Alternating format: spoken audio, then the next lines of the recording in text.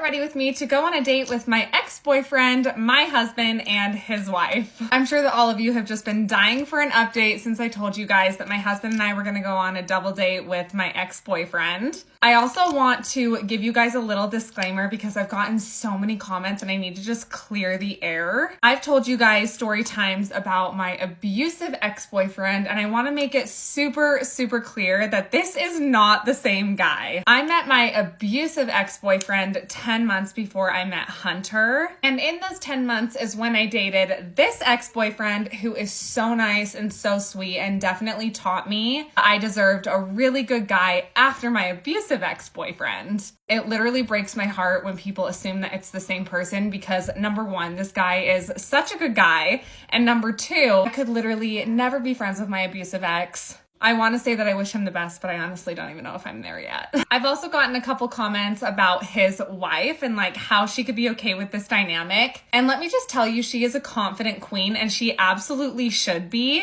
We both found our spouses the exact same year and everything just worked out perfectly. As you guys know, we've actually gone out with them quite a few times, and I won't lie, I was like a little bit nervous the first time just because it would have been the first time that Hunter really ever hung out with him, even though me and his wife had already hung out alone. And we just really hit it off, and she is seriously so amazing. And so we were like, you know what, let's just break the barrier and do something as a couple. Obviously that first date went amazing, and now we are seriously hanging out with them like every single weekend, and they're some of our very best friends. It really is just so crazy how everything works out because like I said, we ended up getting married in the exact same year. We also ended up having kids in the exact same years. And actually, not even the exact same years. Our kids are literally down to the months they were born, the exact same age. And this one is really crazy, but we literally all four do the exact same thing for a living.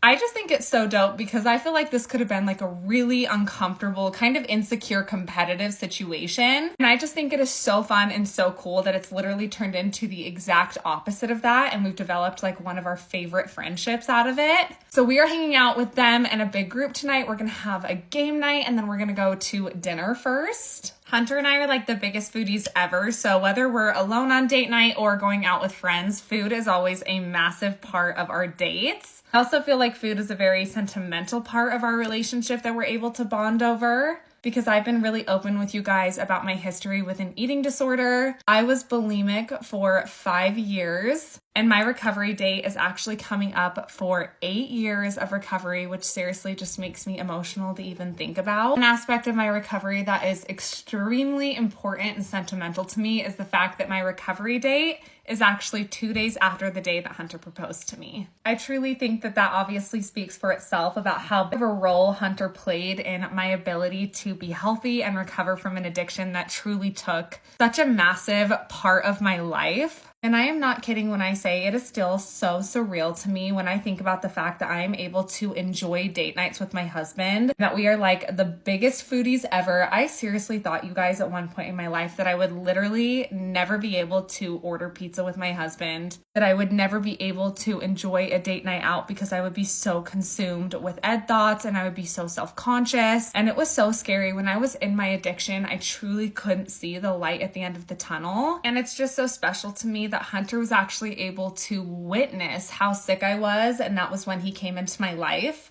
And it didn't scare him or make him feel like I wasn't the right person for him. He literally just dove into supporting my recovery, which I obviously think can be really intimidating for somebody, especially thinking of me as a mother and a future wife. Obviously, eating disorders can be extremely serious, and mine was very severe. And I had been in active therapy for years when Hunter and I met, but I was still extremely sick. And just to see the amount of faith that he had in me and the amount of support that he provided me, literally knowing nothing about eating disorders, might I add, is just so special and so sweet, and one of the reasons I just know that he was made for me. So even though date nights have become like a completely regular thing for us now, I still sometimes just like pinch myself that I actually get to enjoy life the way that everybody else does, because I truly didn't think that that was in the cards for me at one point. When I was in the midst of my eating disorder, it was so terrifying thinking about the possibility of having a daughter and just watching her develop a similar addiction to what I was experiencing. So afraid that I wouldn't be able to prevent that, or if I was still battling my eating disorder, how that would affect my kids. It is just so crazy because my opinion is literally the polar opposite now, and my experience is the polar opposite. I seriously think to myself every day just how grateful I am that Blakely has a mom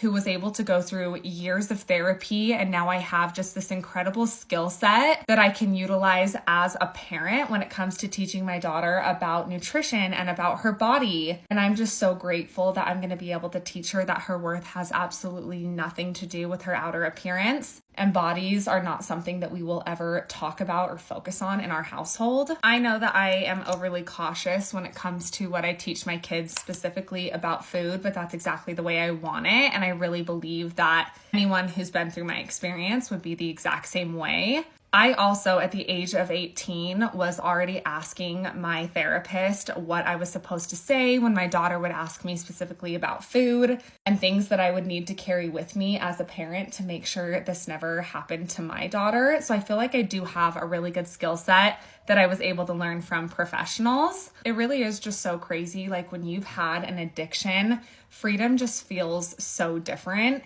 and people don't realize what it feels like to have that freedom if you haven't had it taken away from you at one point. One of the biggest misconceptions that I personally believed in terms of my eating disorder when I was going through it was that even if I was able to recover, which honestly, I really didn't even believe that there was a light at the end of the tunnel most of the time, but I still wanted to obviously try. I always thought if I ever recover, I'm never actually going to be free from this being just part of who I am.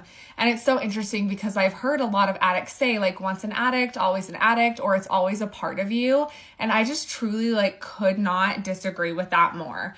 I actually believe that once you're an addict, it's recovery that's always a part of you. I can honestly say that I truly live my life as if I never had an eating disorder, and I have a better relationship with food than almost anybody I know. And I really did turn my weakness into a superpower, and that's something that I want to be able to give to my daughter without actually having to go through the addiction. I also want to say that I would have never been able to do that had I not had professional help for as long as I did, or have the husband that I have. I just cannot wait to be able to go on this date night with my husband and my friends and actually be able to enjoy the company and enjoy my meal with my thought process and my focus not being on food. For anyone out there who is struggling with addiction, I want you to know that there is life after addiction, and it's a really, really beautiful one. I love you guys so much. Bye.